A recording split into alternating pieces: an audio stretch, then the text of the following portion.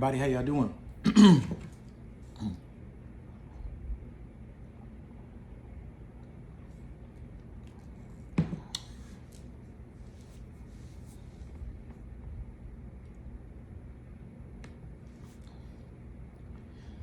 What is going on, everybody? How y'all doing today? This is Lakers Talk with Gerald podcast, episode number 95. Thank you guys for joining me. Appreciate y'all. We are doing a live episode. This is probably my fourth, fifth, something like that live episode. I'm recording it here. I'm gonna be posting it on YouTube also, but I'm recording live on Podbean. So anyone that has Podbean or subscribes to it can jump on here at any time. Jump into this live. You can get in there. You can actually go ahead and type your comments as you're listening, and I will just read them as I'm going along, and I'll comment on them. Also, there'll be a portion when you can actually call in. So give me 1 second, everybody. I have my tea here. I like to drink on this while I'm recording. Excuse me. Now, some of the things we're going to go over. The Lakers completed their 3-game scrimmage in the bubble. I'm going to go over basically just the last 2 games because those are the ones I haven't gone over since I've done a live. Excuse me. Sorry, everybody. Got a little something caught in my throat. That's not ideal for when you're doing these podcasts. Eyes watering a little bit. I don't know if you can tell.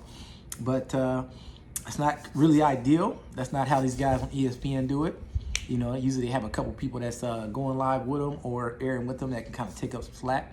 But back to what I was saying is during this podcast, I'm just going to really be reviewing the last 2 scrimmages out of the 3 that we had. The last 2, the second scrimmage was against Orlando Magic. Now, that was a game that LeBron James and Anthony Davis are only scheduled to play the first half anyway, or for the most part. So we're going to go over that. We're going to go over Anthony Davis. Anthony Davis actually got poked in the eye during that game, so we'll talk about that. We'll talk about how he was effective on the court while the time he was on. We're going to kind of go over the highlights. We're going to go over Kyle Kuzma because Kyle Kuzma had a great game. He kind of showed me what I've been looking for a long time, so we'll talk about that. We'll also just kind of go over the box score. We're going to then, after we talk, I don't know how long I'm going to stay on that topic, but we're going to stay on that Orlando game for a little bit, talk about it, talk about the highlights, talk about the box score, talk about how each person was doing. And then we'll jump to the Lakers versus the Wizards. That was today, that just finished. LeBron James and Anthony Davis, along with a few other players didn't play in this game today. It's the last one before the actual 8-game regular season starts. So we're going to talk about that. And we're going to same kind of thing. I'm going to talk about the game. I'm going to talk about who looked good in this game, the box score, highlights, things like that. And then we'll go on and just go over the box score. Then we're going to go talk about Lou Williams from the Clippers. I know he's not a Laker, but this is kind of funny because he had permission to go outside the bubble, got into a little bit. He got caught, basically. He got caught doing something he probably wasn't supposed to do. So we're going to talk about that also and get into it. And then we're going to move on to the regular season in the bubble. 8 games the Lakers are going to be playing in the regular season. And I'm going to talk about which ones I think are more important to me and what I think. And which one of those games is the most important. So first things first, Lakers versus the second scrimmage, Lakers versus the Magic. The Lakers end up winning that game. We end up winning the game 119-112. Now, Kyle Kuzma went off in that game. Kyle Kuzma balled out. He really played like somebody I've been wanting to see him play like for a long time. And I'm going to give Kyle Kuzma a little bit of something. He's going to get some cheers because Kyle Kuzma balled out in that game, did a damn good job. And by balling out, he ended up scoring 25 points. He was 10 out of 13 field goals. He was 5 from 7 3-point shots. I mean, in 30 minutes action. So Kyle Kuzma was very efficient. He was looking confident. I liked the way he was shooting. His motion for his shot was looking very fluent. He was looking like he had went back to his old shot to me. I don't know if you guys remember, but last season or off season, something like that, a year ago or so, he had got some lethal shooter, a shooting coach actually helped him, change his form, change his shot. And I actually didn't like the way Kuz's shot changed and the motion just looked different. It didn't look the same to me. And he struggled actually from the three-point line. He really did, in my opinion. And his numbers, not just in my opinion, his numbers went down from the three-point percentage and his field goal percentage went down, and he just kind of struggled, right? And so in this bubble, after we had this 4.5 months off, I don't know what changes actually, but his shot looks like it's back to normal to me. It looks back to what he was his rookie year, when he was just shooting it. When he got the ball, he was shooting with confidence, with one fluid motion, and it was very encouraging to see that in this second scrimmage back, because that's what we're going to need in this bubble.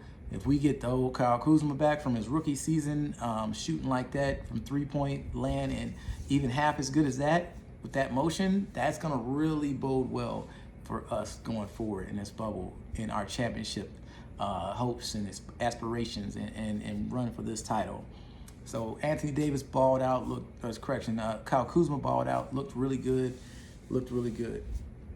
All right, so LeBron James did good. He did well doing LeBron James things. Had 20 points. He was 8 for 10 free throws. He had 7 assists. He didn't particularly shoot that great, actually, because I think he only shot something like 6 out of 15 field goals. Not that great. He was 0 for 3 from three-point land. Not the greatest, but this is a scrimmage. No big deal. He had a good game. 20 points, 7 assists. He affected the game. Anthony Davis. Now, I mentioned Anthony Davis got poked in the eye early on in this game. Anthony Davis played about 9 minutes of action. He was playing very well before he got poked in the eye and didn't return. But he played 9 minutes. So listen to this, everybody. In 9 minutes' time, he had 9 points, 10 rebounds, 1 block shot. He was plus 13 in this game in 9 minutes. So that tells you how great he affected the game. In that first 9 minutes he was on the floor, we were up by 13 points, give or take. So, played really great. So he was grabbing a rebound, and just as he grabbed the rebound, somebody, I guess, took a swipe to try to grab the ball, poked him right in the eye. He went down, and he's holding his eye for a little bit.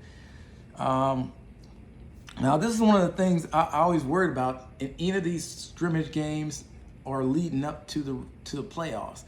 I always just want to make sure that we are LeBron James, all our main players, Anthony Davis, that we come out without an injury. So I was a little, that made me nervous a little bit when I heard that Anthony Davis had got poked in the eye. I was hoping it wasn't nothing serious, hoping it was nothing that was going to keep him, out for a period of weeks or anything like that. I did see him sitting on the bench after the game, or, at some point, and I also saw him, sitting on the bench in the game after that. So, he seemed to be cheering on his team. He was wearing a hoodie most of the game, and it appeared like he was trying to cover up his eyes so the cameras couldn't get a good look. But after the game, I saw him with the hoodie off, and, he was cheering guys on, things like that. So he didn't appear to be, have any bad conditions with his eyes. It seemed fine. I didn't see any, darkness or anything like that in his eyes. He looked good.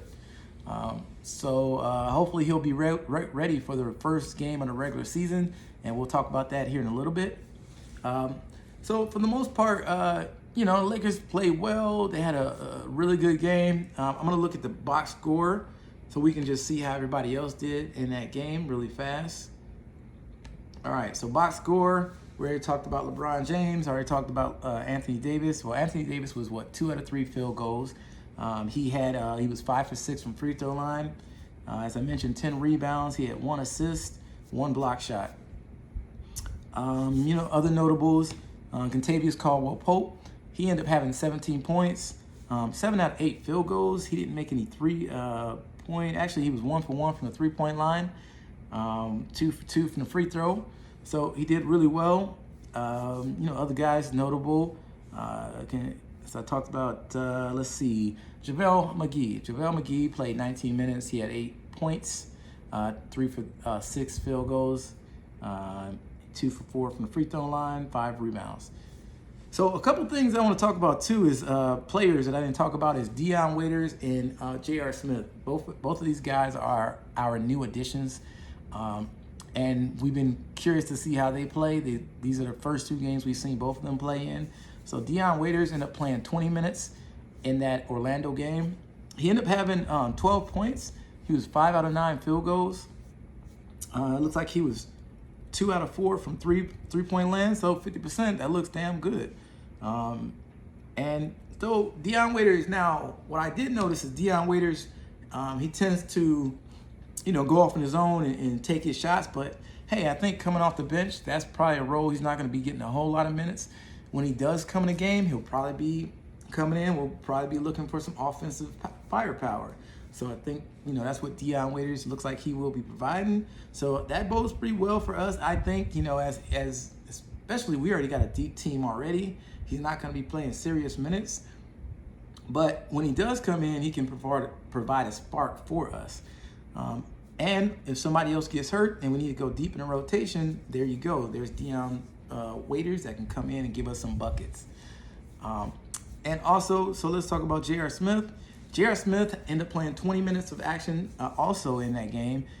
He didn't have as impressive a game from during that one. He only had 6 points, 1 out of 5 field goals. He didn't shoot any 3-pointers, and he was 4 out of 5 from the free throw. So not the greatest in that one. Didn't have as big an impact. But you got to understand, too, that J.R. Smith hadn't played a game in like 2 years or something like that. He hadn't played NBA action at all in 2 years. So I can understand he can be a little rusty. I think in a matter of time, he'll eventually get his legs under him. Little water break, everybody. But other than that, we played our young guys. We played, let's see, we played Devontae K-Cook. Quinn Cook got 18 minutes of run time. He ended up having 9 points, 3 out of 4 field goals, 1 out of 2 from three-point land. Jared Dudley got some run time, 11 minutes. Didn't have barely any kind of impact on the game. Played 11 minutes, had 0 points. He was a -1 in the game. Didn't have a whole lot of impact there. Alex Caruso, this was his first game back.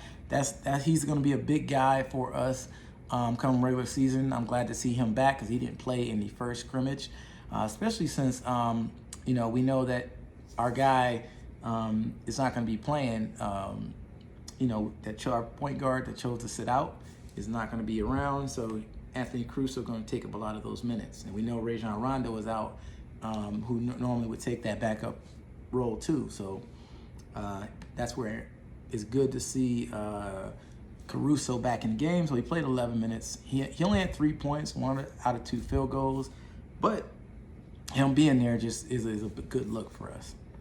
So that's really it from that first game. Let's kind of go on to look at the next game. So today, the Lakers' last scrimmage, the third scrimmage of the scrimmage season, the Lakers played the Wizards. Now, LeBron James, Anthony Davis, Dwight Howard didn't play, Kyle Kuzma didn't play. So we had a lot of our main guys. Of course, Anthony Davis didn't play either. So a lot of our main guys, our normal starters, weren't playing. So in this game, we ended up having Caruso back once again. And we're going to go over to that here in a second. Just give me one moment, everybody, to click over on it. We're just going to jump. So the Lakers end up beating the Wizards 123 to 116. So that's without LeBron James and all our starters, as I mentioned. So, they fared pretty well. Now, the Wizards are without a bunch of people, too, in this scrimmage. So, basically, this was a fair matchup, the way I see it. So, let's kind of talk about the box score. So, the highlights. The guy that balled out tonight or for this game with the Lakers, I got to say, had to be a couple people, but particularly J.R. Smith. J.R. Smith ended up leading the game, so that was probably one of the highlights. J.R. Swish, so we call him. He was swishing today. He had 20 points in this scrimmage in 25 minutes. He was 6 out of 9 field goals, but most of those field goals came from the three-point line. He was 6 for 7 from the three-point line. That is damn outstanding. Was just swishing all his shots, knocking them down every chance he got. I mean, only missed one. I mean, so coming off the bench, man, we got something great to look forward to, everybody. I'm really happy about our Lakers team. I'm excited about our depth. I'm excited about all our veteran leadership. I mean, we just picked these, J.R. Smith up off the, we just picked him up. Like, hey, we need another player for the bubble. Let's grab J.R. Smith. He has playoff experience. Now, don't get me wrong. He's most notably known for that finals game 1 against Golden State, where he didn't realize the game was tied when he got that rebound, and he should have shot it up and possibly could have won the game. He blew the game, and he's going to be known for that for a while. But guess what? He's still a veteran. He's still a baller. He still can give you buckets when he gets hot. And he's on the Lakers now. He's not going to be playing big-time minutes like he was when he was with Cleveland, unless something happens and we got to go deep in the rotation and he's just hot like that. And, then he may stay on the floor. But J.R. Smith, once again, played very well. Not only that, Dion Waiters played well also. Dion Waiters was second in scoring in this game. He had 18 points. He was 8 out of 17 field goals. He didn't actually hit any three-pointers in this game, but 4 for 4 from the free throw line. Or correction, he was only 2 for 4 from the free throw line. But once again, that's great firepower that's going in our bench. These guys that we picked up later in the season. He's only played 2 games for us in these scrimmages. So 18 points, good contribution. He had 6 assists, 3 rebounds. That's pretty damn good, for a 6'3" point guard. Come in here and balling, and he's going to be giving us some minutes. Alex Caruso also played pretty good and, played great in my opinion. He had 17 points. He was 4 out of 6 field goals. He was 3 out of 4 from the three-point line. Outstanding. I mean, that's damn good. We got guys, Alex Caruso and all of our guys shooting three-pointers like that. I mean, man, it's not going to be a whole lot of teams that can do a whole lot with us if we're playing like that, especially when we got LeBron James and Anthony Davis at the helm. And if we got, Caruso, correction, if we have Kyle Kuzma playing halfway like he was his rookie season, and we got all this bench firepower, and we got defensive assets, man, we're going to be good. We're going to be all right. Kentavious Caldwell-Pope played 18 minutes of action. He only scored 4 points, 2 out of 6 field goals. But, he was out there just doing his thing. Markieff Morris actually played his first scrimmage since, these scrimmages have started. He played 6 minutes. He had 6 points on 2 out of 7 field goals. He might have actually played in the game before that. I got to look back on that just to make sure if I'm not speaking wrong there. But Danny Green played pretty good also in 18 minutes of action. He had 13 points, 5 out of 8 field goals. He was 1 from 3 from the three-point line. Pretty good. Jared Dudley. Jared Dudley played 21 minutes. He only had 5 points. He was 2 out of 3 from the field. But now, I will say about Jared Dudley, I have noticed that he does seem to be a little bit out of shape. Like he gained some weight during these 4.5 months off, because it doesn't look like he was working out quite like LeBron and Anthony Davis and all those guys, because he's looking like he gained some upper body weight around here somewhere. He don't quite look like he's as in shape as he is.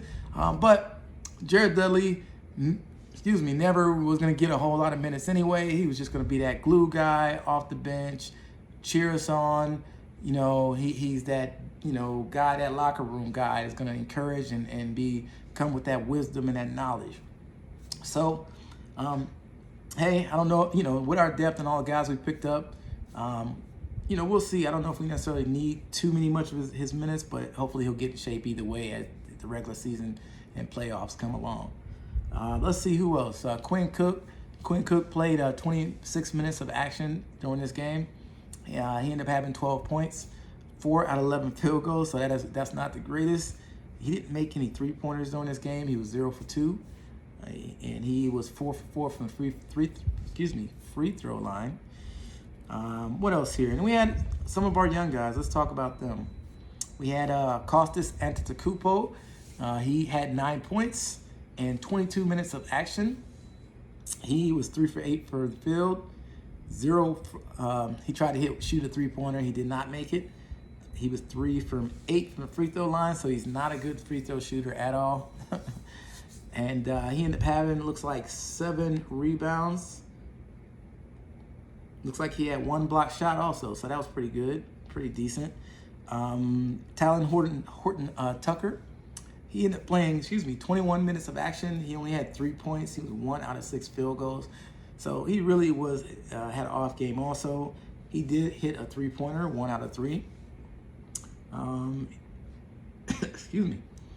Devontae Kakop, he ended up playing 13 minutes of action.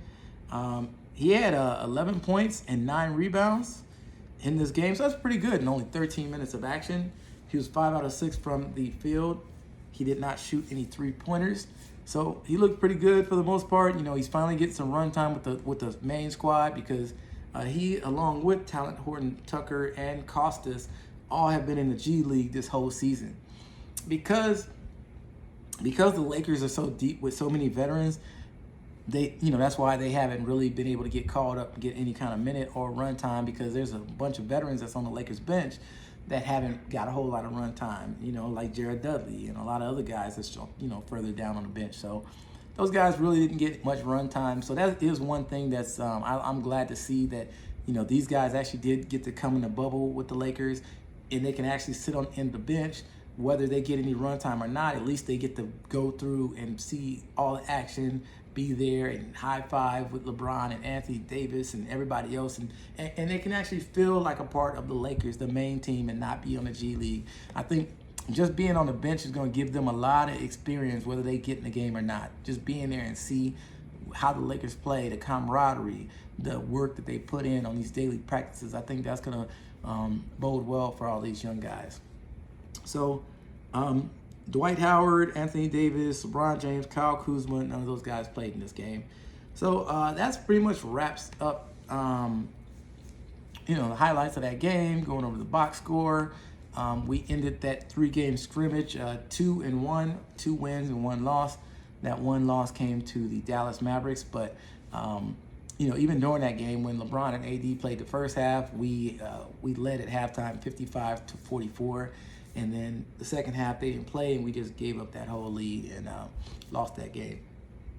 But the regular season scrimmages record really doesn't matter any darn way.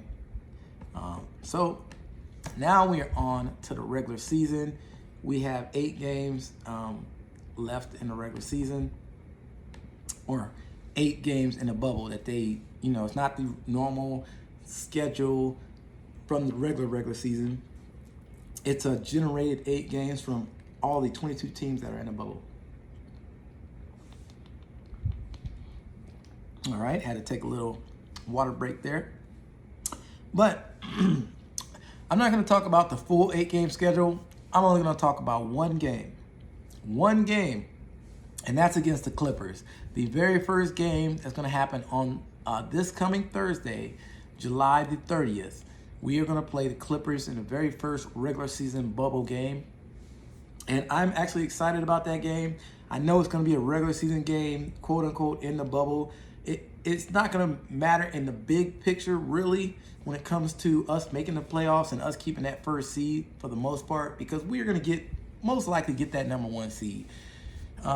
We have a 5.5 game lead over the second place Clippers. Now, we have 6, the Clippers have 6 more losses than we do. So in 8 games, basically, we just have to win 2 of those games. Now, if we beat the Clippers in that first game, that's going to take the Clippers to 7 losses behind us. And basically, they would have to win out the rest of the games to even tie us. So I feel pretty good about this. So I feel like in this game, I think the Lakers, I think LeBron, Anthony Davis, I think everybody's going to actually, take this game serious. I think they're going to play hard. I think they're going to go to try to win this game. I think they're going to try to make a statement against the Clippers and show them that, hey, we are the Lakers. We mean business. We're gonna try to dominate you. We're gonna try to win this game and show you that we can beat you, and try to demoralize them and take something out of them, because you know, it is about psyche too. You know, the Clippers beat us in the first 2 games, but we beat them in that final game before the season ended. And then even the game before that, we had a 15 to something point lead on them in the second half. We just gave it up in the second half. So it shows that we can play with the Clippers. But I think if we beat them at this point in the year, I think that's going to tell them something like, hey, we really can play with y'all. We really can bang with y'all. I know y'all strong. The Clippers are good. They're strong, but we got a squad. We got a squad. So I'm excited. Thursday, the 30th, I think it's going to be on. I think it's going to be a really good game. I think that's going to get a lot of viewership. I really do. I think it's going to be a really good game. All right, everybody. So let's talk about let's talk about Lou Williams now. All right. So Lou Williams. I don't know if you guys know the story. So Lou Williams leaves the bubble. He gets an excused absence because he has a family emergency. And it looked like there's a death in the family, but it turns out that it's a death of a family friend, somebody close to the family that's like family but not quite family. So he leaves the bubble, and of course that's understandable. You know, if you got a family emergency, you know, you got to do what you got to do. You got to leave the bubble. Family's important. Up until a photo came out on Instagram. All right, so this guy named Jack Gerald, hold up, I think I mispronounced his name. Let me go ahead and take a look at my notes, everybody. Let's make sure I get this right. So his name is Jack Harlow. He is I didn't know who he was, to be honest. I had no idea. I saw the photo, and he got a mask on, Lou Williams got a mask on, and Jack Harlow's holding a drink, and they're both posing, and Jack Harlow said something like, "You never guess what location we're at." And so you see it looks kind of dark. You can see Lou Williams. You can tell he's got an NBA, I didn't notice, but the NBA logo mask on. And then but it turns out they are actually at a strip club in Atlanta, everybody. It's called Magic City. So Lou Williams left the bubble and at a strip club in Atlanta, having drinks. I don't know what to say, everybody. I mean, we're supposed to go to this bubble. We all get tested. We do these quarantine, and then he's gonna leave the bubble, and then go to a strip club, and then go to a strip club. Now, everybody, I don't know if you know it. I'm born and raised in California. I was born in San Diego. I lived in Long Beach for 7 or so years. Big Lakers fan since I was 12. I'm 45 now, so that's 33 years of Laker just passion and following, and you know, but with all that said, I live in Atlanta now. I've lived in Atlanta the last 4 years. That hasn't stopped me from following the Lakers, but I will say that I might have checked out this Magic City one time. I only checked it out one time though. I had to see what they're talking about. You know, this is before the Lou Williams thing happened. I checked it out a couple of years ago when I first got here. But Magic City. Now, this is a place that's been known in Atlanta. It's been a well-known strip club. I used to hear it in rap songs and things like that before I'd ever stepped foot in Atlanta. So it's definitely a place where a lot of high-profile people go. T.I. has been known to go there. You know, I've heard a bunch of other high-profile people have gone there. Jermaine Dupri. Excuse me. I even heard that Jermaine Dupri even took Janet Jackson there before. It was in this strip club. So it's a high profile place. You know, a lot of people that got money really go and spend a lot of money there. The dancers that work there really make a lot of money. And I heard that Lou Williams normally frequents this place. And they've even named some wings after Lou Williams. I've heard, you know, he has some lemon pepper wings. So you got to go there and ask for the Lou Williams lemon pepper wings. So he was chilling outside, was chilling at this strip club, man. I don't know what to say, but apparently he was like, first thing I get out this bubble, I'm going straight to Magic City. Now, what he tried to say, At first, the guy Jack Harlow tried to say that was an old picture, but they could see that Lou Williams had that face mask that had the NBA logo on it that was given to them from the bubble.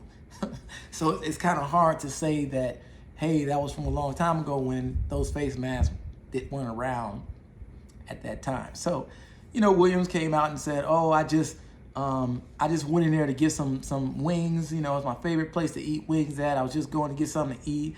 And then he ended up said that, "Oh, even the dancers weren't even in there dancing." Now I'm gonna tell you something. I told you guys that I may have visited this place. I'm gonna tell you this: if that place is open at all and they got drinks, as they had a drink in his hand, I guarantee you there were dancers there.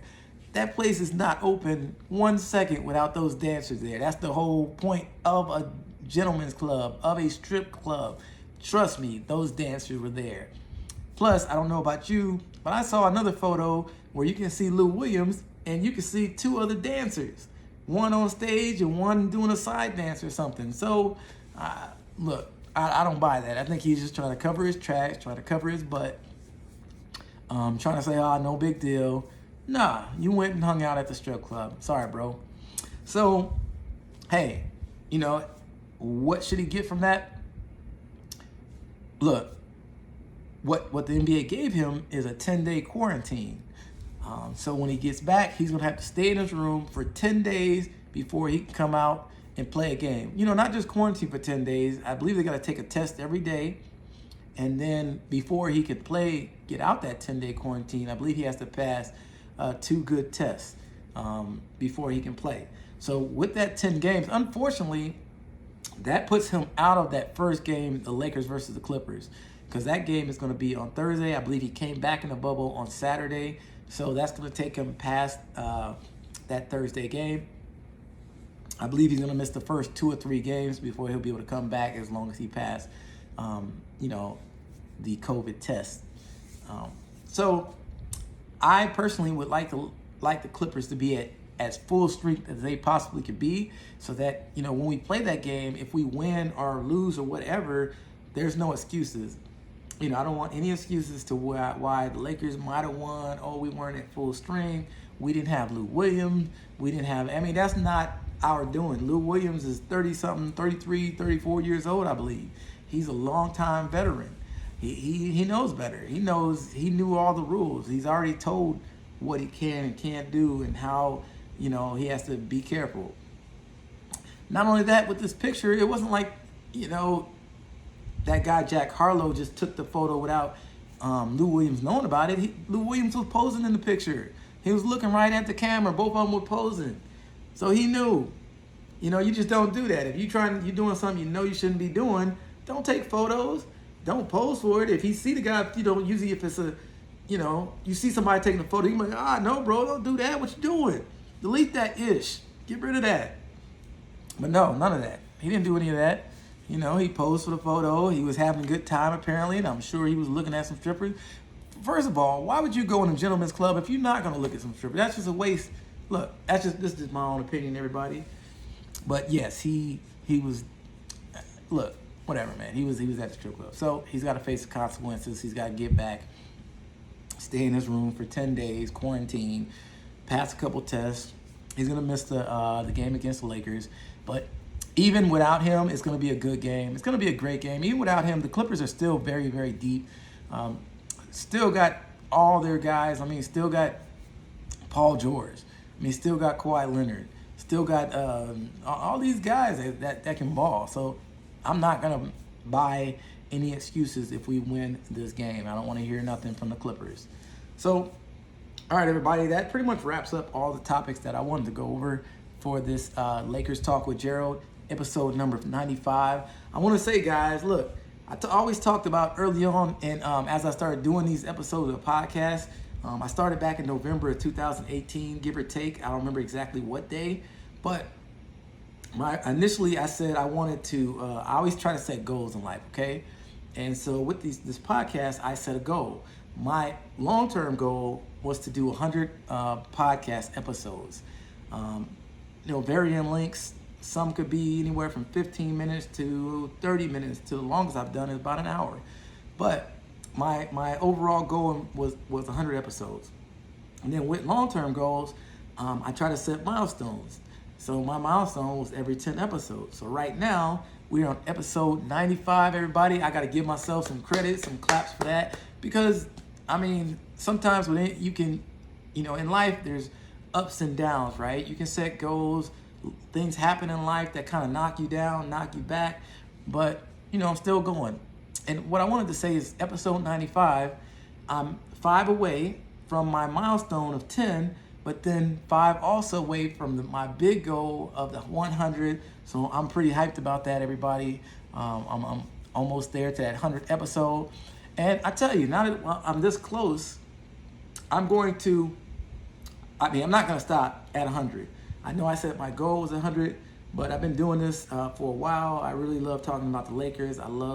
Even though I don't have a huge or a big following, I want to keep doing this. And I've discovered this live way, recording on Podbeam, and I love that people can just call in, they can interact, you can, and then what I do is I just take it, and then I post it onto the podcast, so that way you can go on wherever you listen to a podcast at. You can go onto Spotify, iTunes, Podbeam. I'm looking to try to expand it to get it onto all the places that you can listen to podcasts at. I may not be on 100% all of them, but I am on most of the huge ones. So also thank everybody for who have been, faithful listeners or checking me out every so often. I appreciate you guys. Appreciate you for listening. And another thing about this one too is the video. I haven't done an actual video probably in about a year. I've done probably about 15 to 20 of them, but it's been a long while. This is going to be the first YouTube video that I actually air in some time. So it's cool. I appreciate y'all. So check me out also on YouTube. Please subscribe. Please subscribe also on Podbean, wherever you listen to me at. Please help me out. Subscribe. So Lakers Talk with Gerald. You can find my YouTube channel. Check out all my videos and everything. So, all right. With that being said, everybody, this is going to do it. That's going to wrap up Lakers Talk with Gerald, episode 95. And you know what? I am officially out.